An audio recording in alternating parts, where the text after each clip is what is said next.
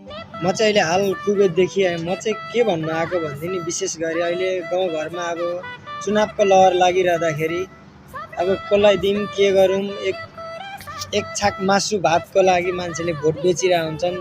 गरिब दुखीहरूलाई बरा यसो पैसा दिएर हुन्छ कि पेट्रोल हालिदिएर हुन्छ कि केटाहरूलाई होइन, अब कसरी हुन्छ के गरी हुन्छ, अब यो बेला मन भड्काइदिरहेका हुन्छन्। त्यही भएर सधैँ जस्तो नभड्क्यौँ यसपालि, अब भड्किनुहुन्न हामी पनि, किनभनेदेखि सोचेर विचार गरेर दिनुपर्छ। अब सबैको छोरछोरी विदेश गएको छ, म पनि अहिले विदेशमै छु।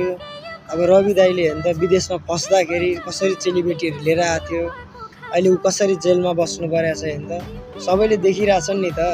अब शेरलाई भित्र थुनेर हुन्न नि त, बाहिर निकाल्नु पर्यो नि त हामीले।